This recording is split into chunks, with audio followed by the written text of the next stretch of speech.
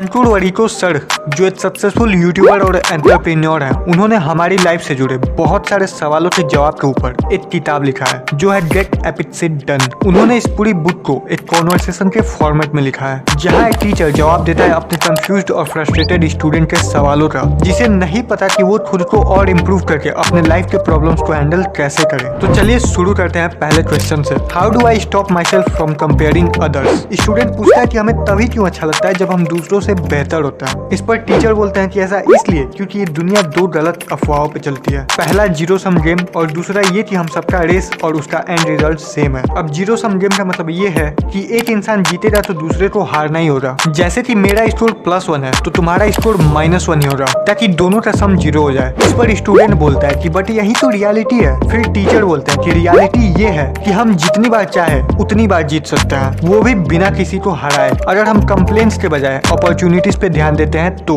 जैसे कि इस इमेज को देखो, हमें लगता है कि हमारा स्कोर +1 है तो दूसरे का स्कोर -1 होगा तभी हम जीतेंगे, लेकिन हम एक्चुअली में तब जीतते हैं जब हम दोनों के लिए विन विन सिचुएशन होती है। और दूसरा पॉइंट गलत इसलिए है क्योंकि हम सब अलग अलग हैं और इसलिए हमारी डेस्टिनेशन भी अलग अलग है। इसे आप ऐसे समझ सकते हैं कि आपके जैसा इस दुनिया में कोई नहीं है। आपके चॉइसेस अलग है, आपके कैपेबिलिटीज अलग है, आपके एक्शंस अलग है। इस तरह से सबके लाइफ की जर्नी अलग होती है और सबके एंड गोल भी अलग होता है। अगर आप फिर भी तुलना करते हो तो आप खुद से ये सवाल पूछ सकते हो, अगर आज सामने वाले के पास अच्छी नौकरी है तो क्या मुझे पूरी जिंदगी नौकरी नहीं मिलेगी? Of course not. अगर आज सामने वाले के पास अच्छा घर है तो क्या मैं पूरी जिंदगी बेघर रहूंगा? इसका भी जवाब है नहीं। इस पर स्टूडेंट बोलता है फिर भी मुझे ऐसा लगता है कि मैं नहीं जीत रहा। इस पर टीचर बोलते हैं ये सब इमोशंस का गेम है और अगर तुम्हें बुरा फील हो रहा है तो खुद से पूछो कि अगर सामने वाले के पास अच्छी नौकरी है तो मुझे एक अच्छी नौकरी पाने के लिए क्या करना चाहिए। इससे तुम्हारी लाइफ इजी हो जाएगी। अब स्टूडेंट ये समझ जाता है कि दूसरों की लाइफ पे ध्यान देने के बजाय हमें खुद पे फोकस करना चाहिए। फिर स्टूडेंट बोलता है ठीक है, लेकिन मुझे एक और सवाल पूछना है और वो ये है कि मैं ठीक से फोकस क्यों नहीं कर पाता और बहुत आसानी से डिस्ट्रैक्ट हो जाता हूँ। इसके लिए मैं क्या करूँ? इस पर टीचर बोलता है हम डिस्ट्रैक्ट इसलिए हो जाते हैं क्योंकि जो काम हम कर रहे होते हैं हमें उससे ज्यादा इंटरेस्टिंग कुछ और मिल जाता है और इसलिए हमारा फोकस कम हो जाता है। लेकिन अगर मैं कहूँ कि ये एक नॉर्मल ह्यूमन नेचर है और तुम्हें इससे भागना नहीं चाहिए तो स्टूडेंट बोलता है पर ये तो गलत है ना।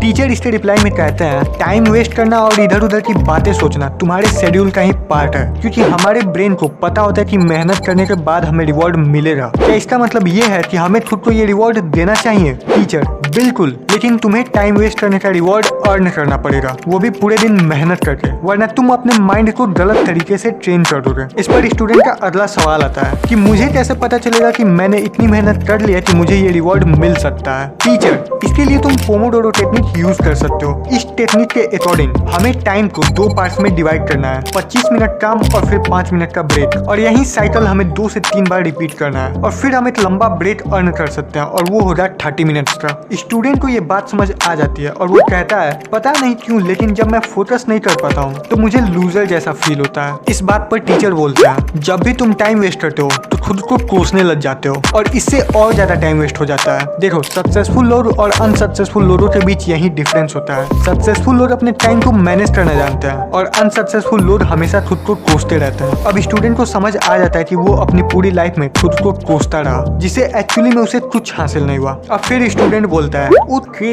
तो अब मैं वो करूंगा जो सक्सेसफुल लोग करते हैं और मैं एक्शन लूंगा, लेकिन मुझे एक और बात बताओ, how do I manage my time? मुझे समझ नहीं आता कि मैं अपना टाइम मैनेज कैसे करूं। मैं टाइम मैनेजमेंट पर बहुत सारी वीडियोस देख चुका हूं और कई सारी किताबें भी पढ़ चुका हूं, फिर भी मैं हमेशा अपना ज्यादा टाइम वेस्ट ही कर देता हूं और फिर मुझे बहुत बुरा फील होता है और इस तरह मैं चाह कर भी टाइम मैनेजमेंट नहीं सीख पाता। फिर टीचर बोलते हैं कि तुम टाइम मैनेजमेंट तभी सीख सकते हो जब तुम्हें ये पता रहेगा कि तुम पूरे दिन में क्या करते हो। मुझे बताओ कि तुमने लास्ट वीक में क्या किया था? स्टूडेंट मैंने कई सारे कामों की लिस्ट बनाई थी पर मैं उन्हें फॉलो नहीं कर पाया, इसलिए मुझे नहीं पता कि मैंने लास्ट वीक में क्या किया था। इस पर टीचर बोलते हैं तुमने ज्यादातर टाइम वेस्ट किया होगा और अपने जरूरी कामों पे कम टाइम दिया होगा, इसलिए तुमको सबसे पहले टाइम को ट्रैक करना सीखना होगा। सुबह उठने से लेकर रात को सोने तक तुमने क्या क्या किया और कब किया ये सब कुछ रिकॉर्ड करो और कम से कम 10 दिनों तक ऐसा करते रहो। जब तुम ऐसा करो तो तुम खुद से 2 सवाल पूछो, तुमने जो भी किया वो क्यों किया और आज दिन भर में तुम्हें ये सारे काम करके कैसा फील हो रहा है। जब तुम ऐसा करोगे तो तुम्हें समझ आ जाएगा कि तुम्हें कौन सी चीज बदलने की जरूरत है। देखो हम टाइम को 4 पार्ट पार्ट्स में डिवाइड कर सकते हैं। Not important, not urgent. दूसरा,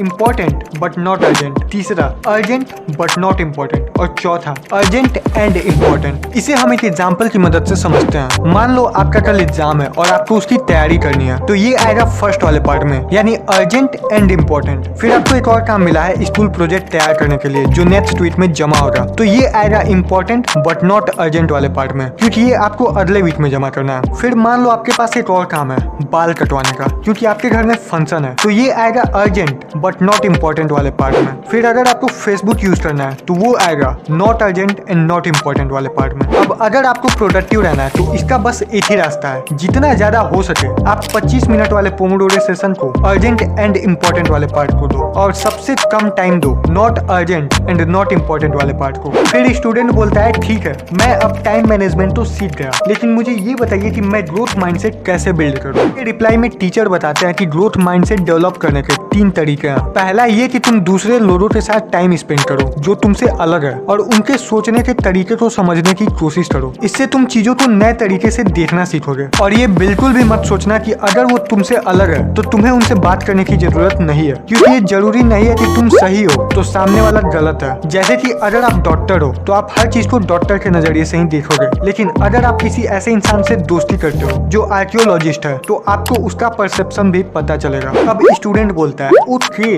अब मुझे दूसरा तरीका बताओ। टीचर, सेकेंड मेथड में हमें समझना चाहिए कि रिस्क हमारी लाइफ में क्या रोल प्ले करता है। रिस्क को अवॉइड करने से हम लाइफ में स्टेबल तो हो जाते हैं, लेकिन ये ग्रोथ माइंडसेट की निशानी नहीं है। ग्रोथ माइंडसेट के लिए रिस्क एक अपॉर्चुनिटी की तरह है। इस पर स्टूडेंट बोलता है मतलब सक्सेसफुल लोग कैलकुलेटेड रिस्क लेने में बिलीव करते हैं और हमेशा आगे बढ़ते रहते हैं। इस पर टीचर बोलते हैं हाँ, और ग्रोथ माइंडसेट के लिए तीसरा तरीका है हकदार वाले बिहेवियर को अवॉइड करो। इस पर स्टूडेंट आर्गुमेंट करता है कि जब मैंने मेहनत करी है तो मैं उसके रिजल्ट के लिए खुद को हकदार क्यों न मानूं। फिर टीचर बोलते हैं यहीं पे ज्यादातर लोग गलती कर देते हैं। उन्हें लगता है कि सब उनकी वजह से हो रहा है, लेकिन एक्चुअली में वो लकी होते हैं जो उनको अच्छी फैमिली, अच्छी एजुकेशन और अच्छी जॉब मिलती है। वरना उनके बारे में सोचो जो हमसे ज्यादा मेहनत करते हैं और फिर भी आगे नहीं बढ़ पाते हैं। इसलिए हमें हमारे काम पे हक दिखाने के बजाय ग्रेटिट्यूड फील करना चाहिए। स्टूडेंट अपने टीचर की बात से एग्री हो जाता है और बोलता है हाँ, मैं ग्रोथ माइंडसेट के लिए ये 3 बातें हमेशा याद रखूंगा। लेकिन मुझे एक और डाउट है, मुझे समझ नहीं आ रहा कि मैं अपना पैशन कैसे फाइंड आउट करूं। टीचर बोलते हैं कि पैशन कोई ऐसी चीज नहीं है जो तुम्हें कहीं भी मिल जाएगी। ये तो तुम तब ढूंढ पाते हो जब तुम अपनी मर्जी की चीजें करते रहते हो। फिर अचानक एक दिन तुम्हें एहसास होता है कि तुम्हारा पैशन क्या है। स्टूडेंट बोलता है कि मुझे ये बात कुछ खास समझ नहीं आया। टीचर बोलते हैं कि इसको तुम इकिगाई बुक की मदद से और अच्छे से समझ सकते हो। तो इस वीडियो में हमने ये 5 क्वेश्चंस कवर किया, और अगर आप इकिगाई बुक की समरी चाहते हो तो आप इस वीडियो को चेकआउट कर सकते हो।